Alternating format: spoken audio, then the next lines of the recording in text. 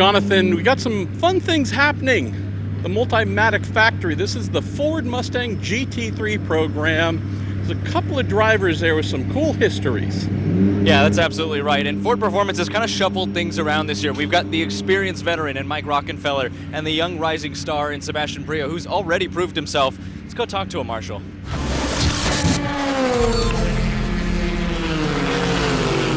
Friends, we have the amazing Mike Rockenfeller next to him. Equally amazing, younger version here, Seb Priaulx, our new friend Jonathan Grace joining us.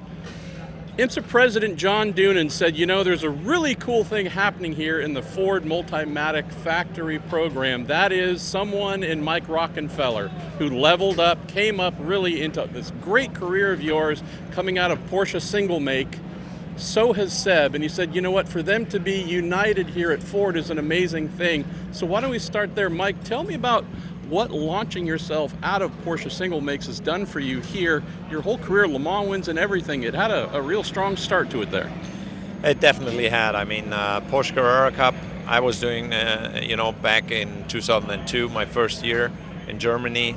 A one-mate cup is always difficult because your opponents have the same material, and back then testing was very limited, so it was really tough, and I think it gives you a lot of strengths if you make it through those one-mate cups. And Porsche, for me at the time, I was obviously very young, and to drive those kind of cars with that kind of power, it was a big car, and I learned a lot, and I had to fight hard. It took me 3 years to win the championship, and it was a great start of my career, and I could have not asked for any better education.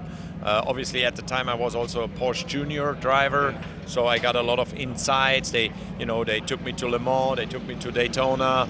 I did my first big races at the time as well, and it was just a great way of building the base as a racing driver. Jonathan, your reporting career as a younger, newer reporter, I'm old, and I remember following this guy. Similar for you, though, here super recently with Seb. Yeah, exactly. I think our career trajectory is kind of lined up because you're also a Carrera Cup regional champion, not only here in North America. You were the first Carrera Cup North America champion. How does that help propel your career to now being part of the Ford Performance Factory lineup in the factory car for the full season? Obviously very similar comments to Mike. It's a great starting route, with it being a one-mate championship. Very tough, all cars are very similar in pace. You have to be on your A game, and you learn racecraft, and you're never really going to get any tougher racing than that, really, because in GT racing it depends a lot on how quick the car is, if you're in a good position, so it's really good for that. That's what's made me this driver today. I've learned a whole lot from that. And just the experience that you get from that you can take into GT racing, and it really helps when you're in the battles up front and you've had that experience. And what does it say about IMSA's ladder system as well, that you can have success down low, rise the ranks, keep going, keep proving yourself, and end up here? Yeah, it's such a great feeling to be able to have the opportunity to go further, but you take those steps and you can definitely get to where I am today with factory drive is a dream, and I'm really glad that everything's worked out, clicked into place, and you just can't really beat the one-mate championships for the experience you get. So Rocky, I'm not saying you're old, but you are in this cool place where you have a young champion caliber quality co-driver in Seb leveling up, coming into this Ford Multimatic Factory program with the Mustang GT3. What's the vibe like? Are you thinking mentor, help, download whatever you can? Do you want to beat the young kid here and show him you're still the boss? How does this relationship work? No, seriously, I kind of expected those kind of questions now, since I have a much younger teammate. The dye job in your hair is amazing, by the way, but go ahead. I know, thanks. No, but seriously, the reality is, it reminds me a lot when I made the step from the one-mate championship, obviously creating attention and so on, and then making my career with Audi at the time. And, I had guys like Tom Christensen, Alan McNish, who were kind of in my age now, and I was kind of his age. And, it reminds me, and obviously I liked a lot of things, the way they behaved. Maybe some I didn't, or I would have expected more help, or whatsoever, I'm just saying. So I try in that respect, to be a really good teammate. But on the other hand, I never thought about it myself, because he's such a good driver. I mean, we have fought against each other already in the past, last year, and I treat him as any other teammate in a way that we want to win together. We want to win the championship, we want to win Daytona, and there's nothing I need to tell him. He knows about speed, about how to win a race, how to put a car on pole.